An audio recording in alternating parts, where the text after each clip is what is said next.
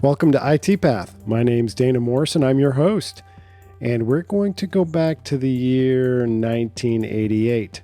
I invite you to join me on an adventure through my childhood, messing around with a Commodore 64 and getting myself into trouble. Let's go.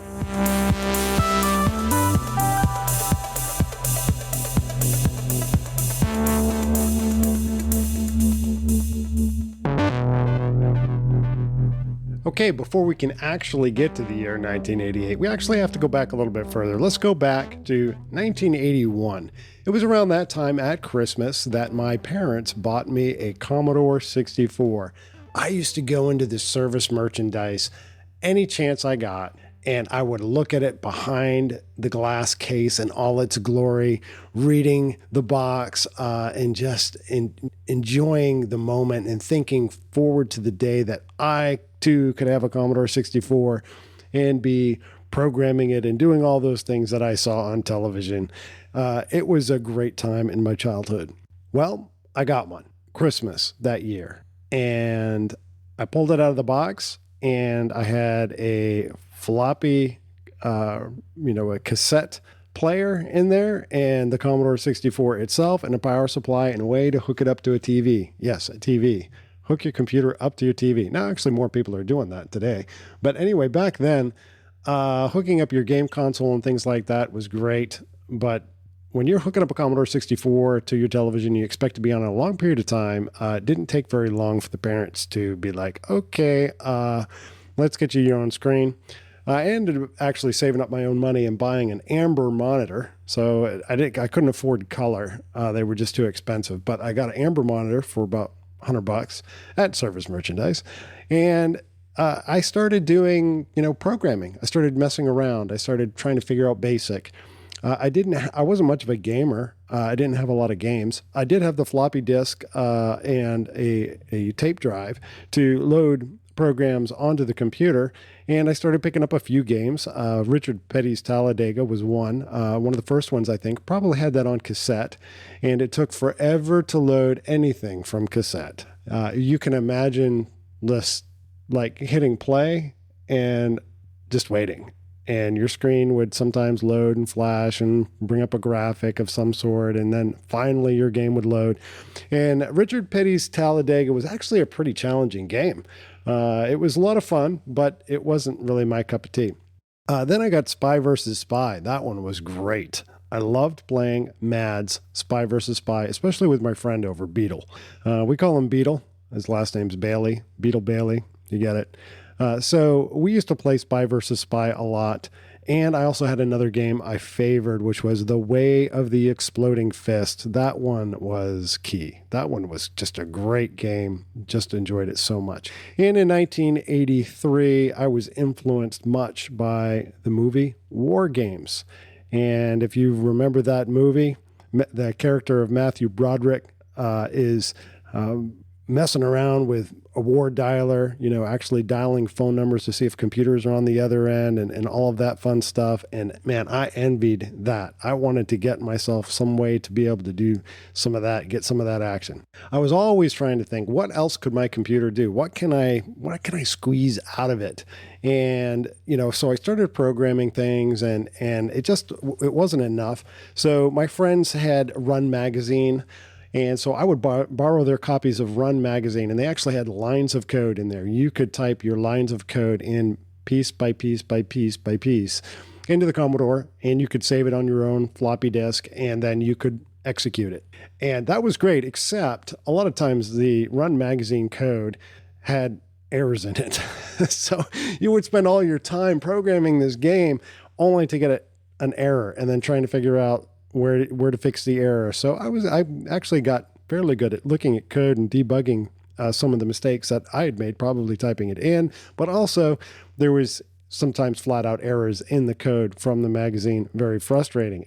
And Run Magazine would post follow-ups with code corrections. So, you weren't completely out in the dark, but you had to be patient for the next issue before you could see a correction for the code. So War Games came out, and that was just I was so fascinated with the world of tech, the world of computers, what was going on, and then I hear about bulletin board systems and the ability to connect your computer to other systems where you can actually leave other people messages and all. Now you have to remember, let's jump now into 1988 where our story really unfolds, and there was bulletin board systems around. You have to think bulletin board system was basically a computer in somebody's closet or on their desk or whatever. It was plugged in. It had a phone line or multiple phone lines plugged into it, and you could call into it. And there was an interface where you could leave messages for other people. Sometimes they had software in there that you could download and things like that. I would say probably a lot of the software is ripped off. So this was not in the days of the internet, at least not as we know it today for certain. No real email other than being able to leave people messages on these remote systems, which at the time didn't even really talk to each other. So it's not like any sort of a network. It's like this one-off computer. It's like if you took a letter and you wrote it and you put it under a bush and you told somebody else that it was under the bush and they came and retrieved it. It's kind of how it worked. And if you weren't on the system, then there was no way for you to get your message. And so I started messing around with bulletin board systems and kind of getting logged into some of them. And I had a 300 baud modem, and it was slow. You could watch the text loading across the screen as you were changing screens in these bulletin board systems. It was dreadfully slow. And then somebody gave me a modem that was faster. And this one had a feature on it called ATDT. Any of you people that go back in your tech will remember that ATDT stood for auto dial. You could send an ATDT commands, which meant you could tell the computer to dial a number automatically. So if you were savvy, you could say, hey, start dialing this number at a certain time even. And now we had just one phone line in the house. So I actually wired, as a teenager, I wired a special phone line into my room. I kind of like hijacked the little box that was outside and stuck a wire out there and brought it into my room. And I had my Commodore 64 hooked up. This time now I've got a color screen, and I'm figuring out how to work these commands. So I figure out how to make a war dialer, exactly like Matthew Broderick his character did on War Games. And so I told it, hey, call this number, call this number, call this number. And if you get something, spit something out on the screen. So this was a few years after War Games, of course. But, there was no social media. Things didn't work like the way they do now. And this was kind of my way of having fun and kind of had that hacker mindset. I wanted to see if I could fix something. And I wanted also to see what can I break. So I was at school, and my war dialer was running in the background, and I had this feeling in my stomach like, oh, I don't know if I should really leave that thing running, dialing number after number after number. Seems like it's probably a bad idea. So I immediately, when I got home that day, I turned it off, actually even deleted the program I wrote, and kind of gave that up. Now, my appetite for all things digital was growing and growing and growing. And the school apparently also had a bulletin board system. I'm a 10th grader now. And of course, loading everything on my computer was very slow with that 300 baud modem. Actually, now I'm upgraded to, I think it's 1200 baud. So I'm watching the text load faster at this point. And I wanted to figure out how to actually get into this bulletin board system. So somebody, a bunch of us kind of geeks kind of hang out in the library and, before school, and we'd chit chat, and somebody had gotten the phone number for the bulletin board system. So immediately when I went home, I just had to try it, had to log in. So I logged in, and sure enough, you could log in and you could request an account. Now, most of the accounts on the system were like school officials, administrators, people on the school board and things like that. And it wasn't just like, hey, who are you?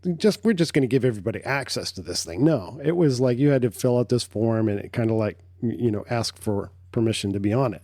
So that's what I did. I asked for permission to be on the system, and I was granted access as a student, and it was very limited access. I think you couldn't hardly do anything. And there was maybe one or two options on the menu. You could maybe leave somebody a message, but you couldn't like read any news or anything like that on there. And there wasn't anybody posting anything on there for students really. So it was kind of like, well, this is stupid. So I was like, started to think, the wheels start turning, the wheels are churning. I want to get in deeper. I want to figure out how I can get a higher level of access. And back in that time, it was called sysop, system operator. You want to be a sysop. You want to have full control over everything that happens on that system. And I was thirsty for this. I was hungry. I was so thirsty for this. I couldn't let it go. I couldn't stop thinking about it. How on earth can I get access? How on earth can I become a system administrator so I can see what's behind this wall? Is there student grades in here? Could you actually fix grades? I have no idea, but I want to know. So my friend comes over, Beetle, and we're sitting there and I'm kind of telling him what I'm trying to do. And I got thinking, what if I go in and I tell Tony, who's filtering, he's the one who's screening everything that's going on in this system. What if I trick him? This is called a social engineering attack, by the way. I didn't know that then, but I do now. What if I can trick him into giving me system operator? And so I crafted a message to Tony as a new user on the system saying, hey, this is Agent Williams with the FBI, and I want to have access to your system temporarily so I can make sure that there's no copyrighted games or copyrighted software on the system. And of course, Tony assured me there is no such thing on the system, but I was just hungry for it. I was just trying to figure out what can I do to keep him on the hook, to try and just fish him in, reel him in so that he would give me system administrator access. Well, that didn't work out so well. It just kind of fell flat. So now insert my friend Adam. Adam was also thirsty for this. It was like this unknown when you logged into a system and you could only get so far and I want to know what's beyond that wall. So we started exploring. And it was kind of independent from each other. We didn't really like coordinate some effort. Hey, let's see if we can figure out the password. It was more like him kind of like walking by the desk where the computer sat every once in a while in the library. Because the computer was actually hooked up in the library, we find out, where this bulletin board system is running. And so I might walk by the desk and just kind of poke around. Is there any scrap notes laying around here? Anything? I was just already thinking recon. I didn't know that as a term back then, but actually that's exactly what I was doing. I was walking by that desk and I wanted to figure out how I can get in access to that as well. And Adam and I kind of picked away at it independently. And then Adam figures out something.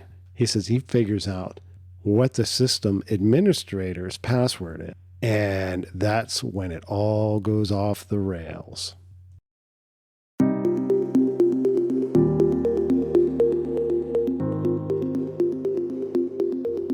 Hey, this is Dana Morrison, host of the IT Path podcast, and I hope you are enjoying this week's episode. Are you interested in getting into IT? Let me ask you just one simple question. What is holding you back? IT Path is dedicated to developing a community, content, and courses that will help get you unlocked and stay unlocked on your IT career path.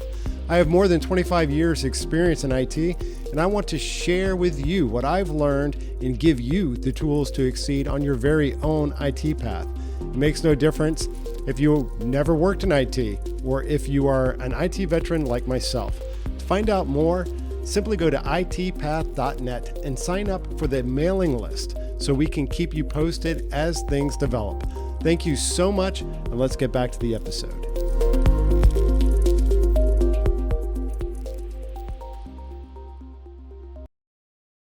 So now we've got it. We've got the way in. I go home, I immediately hook up, and I'm woefully disappointed. There's just a few things on the menu like A, B, C, D, E, F, and each one is a, read news, whatever. But there's nothing really exciting here. It was just like some random news, different things, and it really didn't look like a lot of people were actively using the system. There were a lot of users in the system, but it wasn't like a lot of people actively using it. So I'm kind of frustrated. And I go back to school the next day, and I get with Adam, and I'm like, dude, it's like there's nothing there. And he's like, did you hit G? I'm like, what are you talking about? Well, the menu went A, B, C, D, E, F, and then nothing. But if you hit G, it actually takes you to a next page. So when I go home that day, I log in and I look, and sure enough, there's this extra menu in there.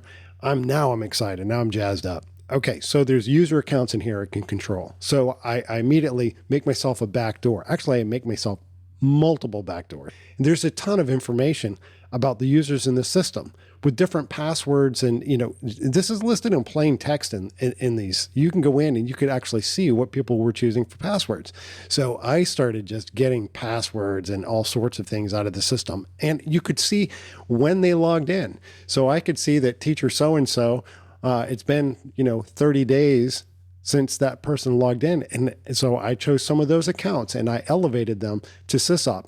There was not an easy way, however, to see who was system operator in the system. You had to scroll through a lot of user accounts, and so it was probably cumbersome. But I immediately started dumping a lot of information from the system. I wanted to figure out everything I could figure out about how this thing worked. I wanted to figure out who was on it. I wanted to figure out how I could use it, kind of how I could abuse it too. I don't think I told you guys I was a preacher's kid. Yeah, I was a preacher's kid. So I started learning everything I could about how the system was functioning. I started looking myself to see if there was any other hidden menus.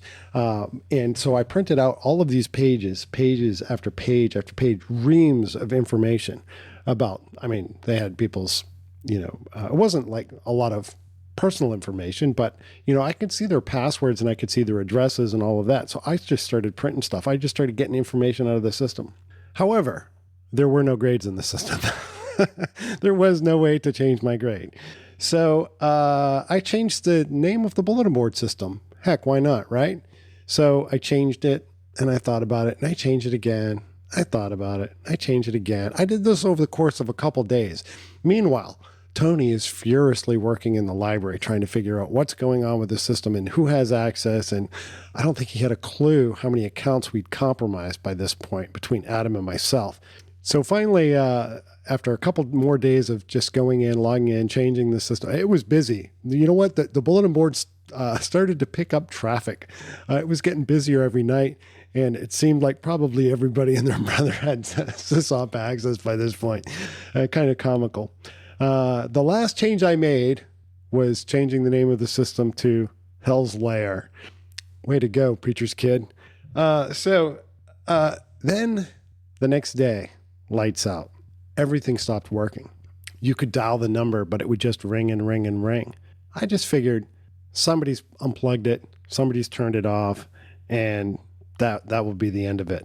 However, a rumor started to travel around that the sheriff's office was involved in an investigation to figure out what had happened to the system. Oh my goodness. My blood pressure started to go up. I started to be anxious. And then I started to think about all of the different pieces of information that might tie something back to me. I figured I'd get a knock at the door at some point. So what had I done? Think about it. I had reams of paper sitting in my room. Oh, I got to burn those. I got to get rid of that. Man, there's going to be phone record with the amount of times that I've connected to the bulletin board system. If the sheriff's office is involved in an investigation, certainly they would have access to just pick up the phone and call the phone company and see who was calling that number. There would be absolutely nothing I could do about that. But there was something else that bothered me, and I couldn't put my finger on it. What was it? Something else that would definitively point some of this malicious activity back to me. Well, I convinced myself to just keep going to school, just keep acting normal. And as I was trying to act normal at school, the stress kept growing. I kept thinking the phone records. Imagine the knock at the door by a sheriff's department at our parsonage where we stayed at. Oh, man, it couldn't be long. Somebody's going to investigate. I mean, there's so much stuff at the surface. Certainly, I did not take down the bulletin board system, but I was definitely a part of what happened. Man, what would my parents think? Man, what would my church think? Golly, what would God think? Yeah, and newsflash, my mom works in a school with the wife of the vice principal who works also for the sheriff's office. Oh, crap, I'm sunk. That's all I could think. What would it be like to walk in the house and hear, "Hey, son, do you know anything about what happened that's going on with the bulletin board system?" Oh, my goodness. Then it happens. My best friend, back when I was trying to act as the FBI, he gets a phone call from somebody that says they're from the sheriff's department. What? Oh, crap. I put down his phone number when I was filling out the form, when I was acting as Agent Williams. Oh, man, this is all going to blow up and it's going to be bad. God, please help me get out of this. I'll never hack again. Those were my words. Then the question came, and I spilled it all. The question from my mother. "Hey, son, do you know anything about what's going on with the computers at the school?" Oh, my goodness. I unloaded. I told her everything. Well, mostly. I told her about getting into the system, but I did not take it offline. I still had to turn myself in. This was going to be the worst. So I got Adam first thing in the morning, and I told him, "Hey, Adam, look, I'm going to go see Bud. I'm going to go turn myself in." I skipped class, and I went to see him, Mr. Trask, and Adam came with me. He did not say a single word the entire time that we were in Mr. Trask's office. Mr. Trask, however, was super cordial. He said, "How did you get in to begin with?" He was curious. He wanted to know how we got in. And when we told him, "Buddy, oops, yeah, that was probably a bad idea. I've been meaning to change that password. So listen," he says, "the only reason the sheriff's department is involved is because Tony called a phone number of somebody who was on the bulletin board system and said he was the FBI. Oh my goodness. Light bulb going off in my head. He called my friend. He's the one. It wasn't actually the sheriff's office calling Beetle. It was Tony. Oh, am I ever glad that was over. Until the next day I walk into school and I hear, "Hey, hacker," in the hallway. And I don't think anybody's really sure what happened. Did Tony sabotage the system himself? Did somebody figure out that you could drop to the command prompt and format the hard drive? I have no idea. But somebody out there knows the answer to that question. Hey, you made it to the end of this very first IT Path podcast. I want to personally thank you for being here and sharing your time with me. If you enjoyed this podcast, please take time to rate it and share it with others. Let's get unlocked on our IT paths and stay unlocked. Go to itpath.net for more information. Until next time, this is Dana Morrison, your hacker from the hallways, signing off.